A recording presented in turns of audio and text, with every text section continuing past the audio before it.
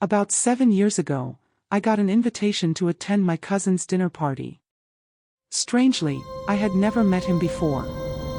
We'd only exchanged a few phone calls over the years, brief, polite, and forgettable.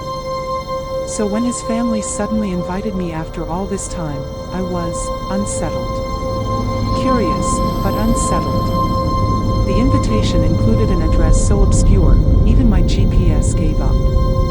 Just a blinking red error. I had to use an old paper map and manually pin the location. As I drove, the landscape grew increasingly unfamiliar. Civilization faded into the rearview mirror, replaced by endless rows of trees, sprawling farms, and crumbling barns long past their prime. Where the hell am I going? I muttered, my knuckles tightening on the steering wheel. Eventually, I found a house that matched the address, more or less. It looked forgotten. The two-story structure was cloaked in dead leaves and thick, knotted branches like a cocoon. Paint peeled from the wooden siding, and its windows were dark and clouded. This can't be it, I said aloud. But as I pulled into the gravel driveway, a man and woman stepped out onto the porch with wide smiles, my supposed aunt and uncle. Their faces lit up with an almost unnatural excitement, like they'd been waiting a long time.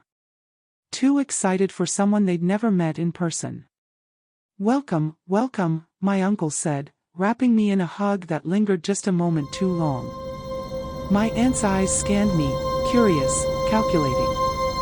Inside, the house smelled of cloves and something more metallic, coppery. The interior was dim and cluttered with old family photos in ornate, dusty frames. I asked where my cousin was. "Oh, he just went out to run a few errands," my aunt replied quickly. Too quickly. "He should be back later." We spent the next couple of hours talking about family, mostly my mother. They seemed to know an unsettling amount about her. They asked oddly personal questions, reminisced about moments I didn't recall them being a part of. I forced a smile but couldn't shake the unease curling in my gut. Still, the pot roast was incredible, rich, tender, homemade. I devoured it, suddenly aware of how hungry I'd been. After dinner, we played a spirited game of Uno. Surprisingly fun, almost distracting. They laughed easily but watched me closely with every card I laid down. It felt like more than a game. But by the time we finished, the sky had darkened to a deep, unnatural navy. And still, no cousin. I stood up. I should get going. It's getting late, and I have work in the morning. They exchanged glances. My aunt tilted her head, her smile thinning.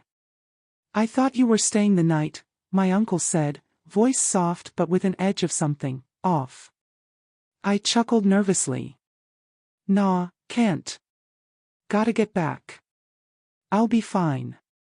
Their expressions shifted, subtle, but unmistakable.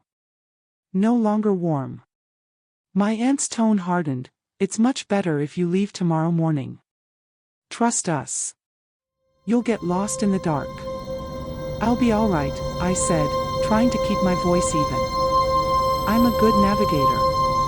I could find my way out of the Sahara." Their smiles didn't return. Instead, they stared. Like statues. "You really should stay," my uncle said.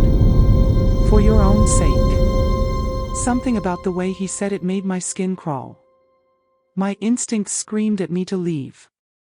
So I faked a sigh and said, "Fine, I'll stay. But I need to be up early." Their faces lit up again. Too bright. Too eager.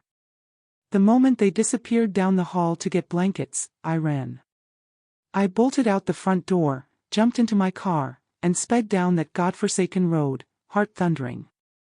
It took me longer than I'd hoped, but eventually, the trees thinned and streetlights returned. I exhaled only when I hit the edge of town. By the time I got home, it was past 11. I didn't want to wake my parents, so I climbed the fence and slipped in through the back door. The kitchen light was on. My mom sat at the table, arms crossed, face tense. Where were you? She asked, voice sharp with worry. I told you, I went to Aunt Deborah's. You knew this. Her brow furrowed. Then why did she call saying you never showed up? I froze. My mouth went dry. To this day, I don't know who I visited.